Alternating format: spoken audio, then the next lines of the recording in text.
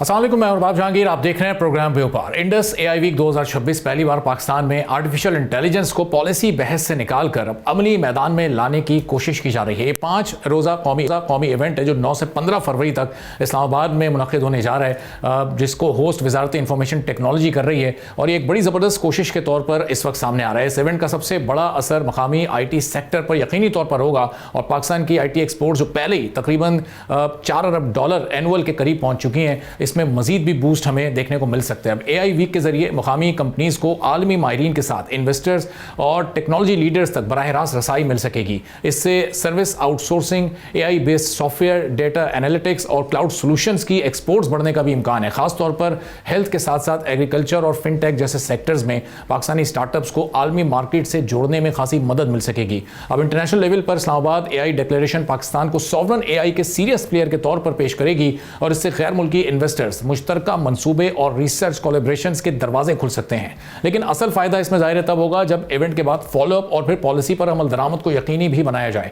पाकिस्तान के IT sector को कई चैलेंजेस का सामना है। बिजली और इंटरनेट की गैर यकीनी सूरत हाल के अलावा महदूद डेटा सेंटर्स और कम रिसर्च एंड डेवलपमेंट इन्वेस्टमेंट के साथ सबसे बड़ा मसला ब्रेन ड्रेन का है। अब अंदाजों के मुताबिक हर साल हजारों स्किल्ड IT प्रोफेशनल्स बैरून मुल्क चले जाते हैं। इसके अलावा वेंचर कैपिटल और लॉन्ग टर्म फंडिंग की कमी भी इनोवेशन को खासा स्लो कर देती है। फ्रीलांसर्स को भी अलग मुश्किलात दरपेश हैं। पाकिस्तान में 20 लाख से ज़ायद फ्रीलांसर्स हैं, लेकिन उन्हें पेमेंट गेटवेज के साथ साथ हाई ट्रांजैक्शन फीस और अकाउंट वेरिफिकेशन के अलावा इंटरनेट बंद होने की भी शिकायत मुस्तकिल रहती हैं। अब AI और एडवांस स्किल्स की कमी भी उनकी आलमी मार्केट से होने वाली आमदन को काफ़ी महदूद कर देती है। हुकूमत के लेवल पर कई तरबियती प्रोग्राम भी चल रहे हैं। नेशनल टेक्नोलॉजी इग्नाइट फंड के साथ वज़ीर आज़म यूथ प्रोग्राम और national AI training boot camps के अलावा इंडस AI वीक इसी सिलसिले की एक कोशिश है। अब नेशनल AI पॉलिसी 2025 से 2030 ये 5 साल पॉलिसी आई है। इसके मुताबिक 10 लाख अफराद को आर्टिफिशियल इंटेलिजेंस में तरबियत देने का टारगेट रखा गया है। लेकिन अब इस पर अमल दरामद किस हद तक हो पाता है, ये भी हमें आने वाले दिनों में पता चलेगा।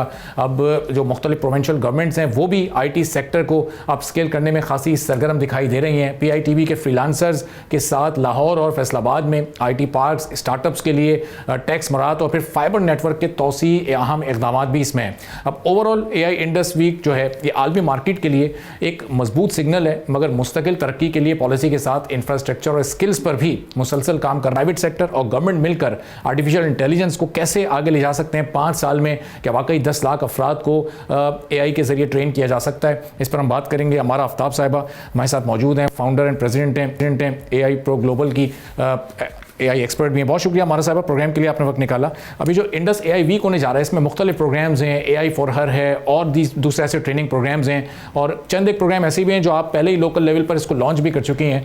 तो ये कितना इस वक्त इंपॉर्टेंट है, इस जो हमें रिसेंटली चैलेंजेस दरपेश हैं इकोनॉमी को लेकर, टेक्नोलॉजी को लेकर, तो ये क्या बेहतर किरदार ये अदा कर सकेगा ये इवेंट? अच्छा, thanks first of all for having me today and बड़ा अच्छा आपने ये क्वेश्चन यहाँ पे रेस किया है, क्योंकि मुझे तो इस इंडस्ट्री में काम करते हुए 3 साल से ज़्यादा हो चुके हैं और इस तरह के इवेंट्स में 3 साल ऑलमोस्ट हो चुके हैं जो हम करवा रहे हैं। और जो बात आपने यहाँ पे की कि जी इंडस AI वीक के अंदर कुछ इस तरह के सेशंस हैं जो हम ऑलरेडी करवा चुके हैं, उसमें मैं बता दूँ AI फॉर हर के हवाले से, जिसमें पाकिस्तान की पहली वुमेन इन AI की कम्युनिटी भी बनाई। अच्छा, इससे बेनिफिट्स क्या हैं? और जो अच्छी चीज़ है वो ये है कि एटलीस्ट नॉर्मली इट हैपन्स कि हम बहुत से टाइम पे ये कहते हैं, ये बहुत सारी चीज़ों को लेके मोस्ट ऑफ द टाइम्स ये कहते हैं कि जी पाकिस्तान पीछे रह गया है, but when it comes to AI, so इस वक्त AI इस ऐसी जगह पे खड़ा हुआ है, सॉरी फॉर दैट, कि इस वक्त AI आप किसी भी कंट्री में लेके चले जाएं तो ऑलमोस्ट लेवल उसका पाकिस्तान के साथ ही मैच करे, क्योंकि it's new for everyone. Okay, although there are a lot of other countries as well कि जिन पे research R&D के ऊपर बहुत ज़्यादा इन्वेस्टमेंट हो रही है, बहुत तेज़ी से हो रही है, which is something else, but when it comes to AI तो this is the right time, जो कि गवर्नमेंट का initiative, I really appreciate that कि उन्होंने भी एक इनिशिएटिव लिया, क्योंकि being a part of private entity मैं एक इस लेवल पे शायद नहीं जा सकती थी जो जिस लेवल पे डेफिनेटली गवर्नमेंट ने ये इनिशिएटिव लिया है AI इंडस वीक का। और this is very good for each one of us, ताकि हम उसको मैक्सिमम लेवल पे सब मिल के उसकी अवेयरनेस को स्प्रेड कर सकें। और जो अच्छी बात इसमें ये है कि इस पूरे वीक के अंदर उन्होंने डिवाइड किया है हर चीज़ को। जैसे AI फॉर हर का उन्होंने एक डिफरेंट सेगमेंट बनाया है, डिफरेंट डे उन्होंने सिलेक्ट किया हुआ है। फिर उसके अंदर इंडस्ट्री की एक्सपो भी हैं, जैसे कि आपने भी अपने स्टार्ट में बोला कि जी बहुत से ऐसे स्टार्टअप्स हैं जो AI पे काम कर रहे हैं, उनको इंडस्ट्री से कनेक्ट करना, जो कि हम तो कोशिश कर रहे थे अपने एतबार से, लेकिन वो एक छोटे लेवल पे था डेफिनेटली, बिकॉज प्राइवेट ऑर्गेनाइजेशन उस लेवल पे नहीं कर सकती। जब गवर्नमेंट इसके अंदर हमारे साथ जो है वो ये समझ लें कि गवर्नमेंट ने इस चीज़ को लेकर आ गए हैं ऑन बोर्ड, तो इससे हर छोटे और बड़े को आई एम श्योर कि उसको बेनिफिट जरूर मिलेगा, बिकॉज इसमें बहुत सारी ऐसी चीजें हैं। और this is for the first time, तो बहुत से ऐसे लोग भी हैं जो इसको मिस कर गए हैं या मिस कर रहे हैं बहुत सी अपॉर्चुनिटीज अवेल करने में, लेकिन एटलीस्ट जब ये एक बार हो जाएगा तो एक ट्रेंड सेट हो जाएगा। So people will get to know कि जी ये किस तरह से चीजें हो रही हैं, बिकॉज स्टिल लोग उसको एक्सप्लोर ही कर रहे हैं कि जी क्या हो रहा है, किस तरह से हो रहा है और हमें किस तरह से इसका पार्ट बनना चाहिए। सही। अच्छा, अब ये इवेंट ये होने जा रहा है, अब हमारी जो पॉलिसी है नेशनल AI पॉलिसी, उसमें अगले 5 साल में हमें कोई 10 लाख के करीब लोगों को ट्रेन करना है, तो ये टारगेट इस तरह के इवेंट से अचीवेबल है? इस वक्त इंटरेस्ट और जो लोगों की दिलचस्पी वो इसमें मौजूद है? एग्रीकल्चर सेक्टर है और इसके अलावा IT सेक्टर है जिसमें इसका बड़ा बेहतर इस्तेमाल हो सकता है, तो इस सेक्टर के लोगों की दिलचस्पी अब इसमें हो रही है? आपका सवाल बहुत ज़बरदस्त है और बिल्कुल ऐसा है कि जब मेरी आपसे लास्ट टाइम डिस्कशन हुई थी तो उस टाइम पे हम ये डिस्कशन कर रहे थे कि जी लोग इसको एक्सेप्ट नहीं कर रहे हैं, बट रिसेंटली इट हैपन कि मेरा खुद जो है कुछ ऐसी इंडस्ट्रीज़ के अंदर विजिट हुआ है कि जहाँ पे वो आप कह रहे हैं कि जी ये क्या है AI, प्लीज़ आप हमें बताएं, अदरवाइज हम तो अपनी इंडस्ट्री में पीछे रह जाएंगे। So this is the right time, मुझे लगता है कि अब लोग जो है वो उसको समझने लगे हैं, उसको अंडरस्टैंड करने की कोशिश कर रहे हैं। And the question you just ask कि जी इससे क्या बेनिफिट होगा डिफरेंट इंडस्ट्रीज के ऊपर, तो बिल्कुल जब कोई चीज़ मुल्क के अंदर इतने बड़े लेवल पे हो रही होती है तो हर बंदा क्वेश्चन करने लग जाता है कि जी ये क्या हो रहा है, उसका इंटरेस्ट एक जनरेट होने लगता है। और वो लोग जो विजनरीज होते हैं वो इस तरह की इनिशिएटिव्स का पार्ट बनने की पूरी कोशिश करते हैं और उसको एक्सप्लोर करते हैं। तो जहाँ तक बात है कि जी 10 लाख बच्चों को ट्रेन किया जाएगा, अच्छा इसमें भी ना काफ़ी डिविजन्स हैं। डिविजन इसलिए कि जी वो बेसिक लेवल पर ट्रेन किया जाएगा या एडवांस लेवल पर ट्रेन किया जाएगा, it's a huge question actually. But again जिस तरह से अभी यहाँ पे NAFTAC ने भी एक बड़ा अच्छा इनिशिएटिव लिया हुआ है AI की ट्रेनिंग्स के हवाले से, हम खुद भी करा रहे होते हैं डिफरेंट एस्पेक्ट में, तो मेरा ख्याल है कि अगर हम इसी कंसिस्टेंसी के साथ चलते रहे तो हम इसको अचीव कर लेंगे। बट यहाँ पे एक सोचने वाली बात थोड़ी सी ये भी है, जो रियलिटी है, क्योंकि मैं इंडस्ट्री से रिलेट करती हूँ और उसमें हूँ, तो ऐसे भी हर्डल्स हैं कि even there are some organisations जिन्होंने NAFTAC के साथ ऑलरेडी अपने एग्रीमेंट्स तो कर लिए हैं, लेकिन I hope you understand that कि AI का जो टीचर होता है, जो कोच होता है, उसकी जो डिमांड है वो काफ़ी हाई होती है, राइट? सो अगर आप किसी भी बंदे को बेसिक्स के लिए उठा लेंगे बहुत कम सैलरीज के ऊपर, तो इस तरह से फिर हम इसको 10 लाख कहने को हम उस मास लेवल पे चले तो जाएंगे, लेकिन पॉइंट इज दैट कि हम क्या क्वालिटी प्रोड्यूस कर रहे हैं, ये बहुत बड़ा मैटर करता है हमारे लिए। It's a big question actually. अच्छा, अब ये 5 लाख ट्रेन लोग या 10 लाख ट्रेन लोग, चाहे वो एडवांस लेवल के हों, ये क्या तब्दीली लेकर आ सकते हैं ओवरऑल इकोनॉमी में? यानी अगर किसी मुल्क के पास 5 से 6 लाख एडवांस ट्रेंड प्रोफेशनल्स हैं आर्टिफिशियल इंटेलिजेंस के, तो वो किस तरह दूसरे किसी मुल्क से मुख्तलिफ साबित हो सकता है? देखिए, it's a very huge opportunity अगर हम इतने लोगों को ट्रेन कर लेते हैं। मैं आपको बताऊं, अब AI वो टाइम आ गया है कि you don't need a human को फाउंडर, ठीक है? आप अकेले ही अपने एक स्टार्टअप को बिल्ड कर सकते हैं। यानी कि अगर कोई एक बंदा कोई एक टूल भी बिल्ड कर लेता है तो 5 लाख लोग अगर 5 लाख टूल्स या 5 लाख सॉफ्टवेयर भी बिल्ड करने के लिए आ जाते हैं, so you can not imagine exactly कि आप कितनी एक्सपोर्ट इससे जनरेट कर रहे होंगे, ठीक है? क्योंकि जब आप मेरा डे 1 से फोकस है ये कि हम पाकिस्तान में अपने लोगों को इतना ट्रेन करें कि वो इंटरनेशनल लेवल पे जाके एक्सपोर्ट करने लगें।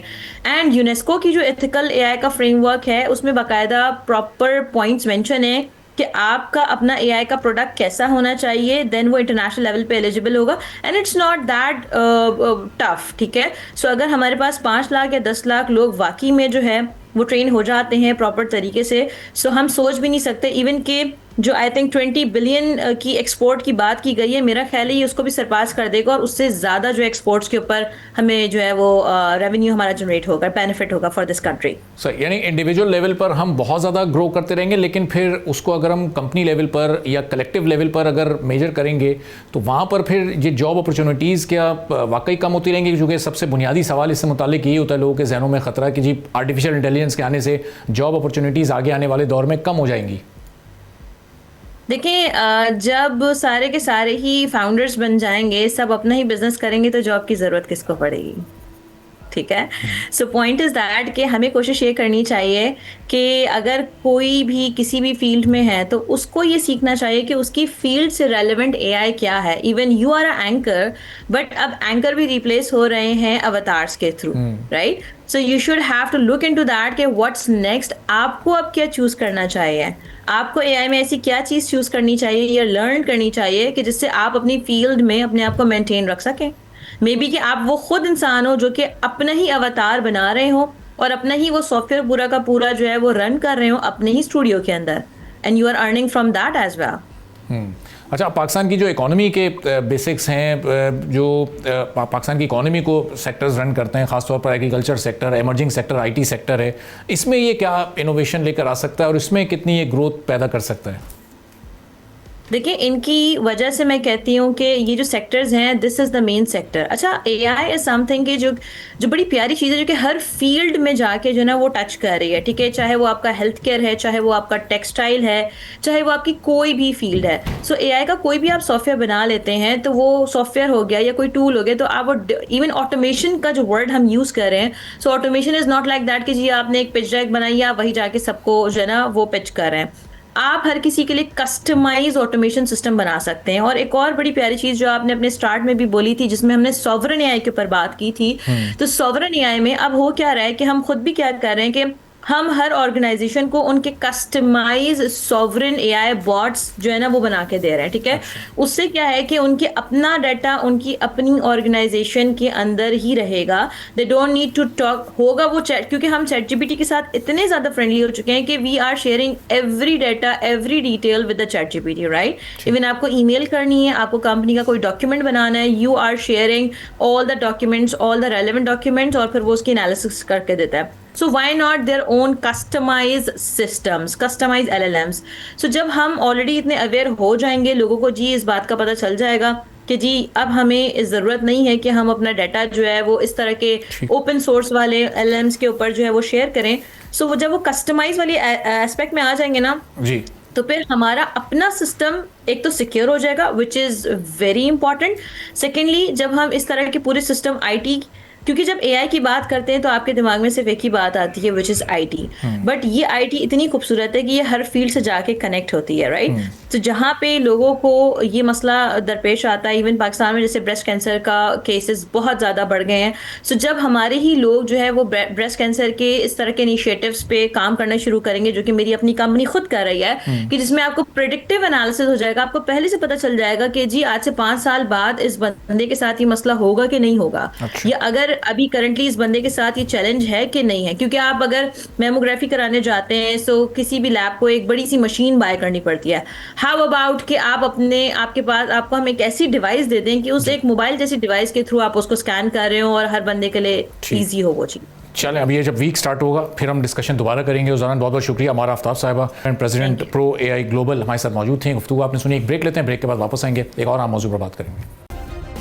सब्सक्राइब करें और बेल दबाएं ताकि कोई खबर रह न जाए।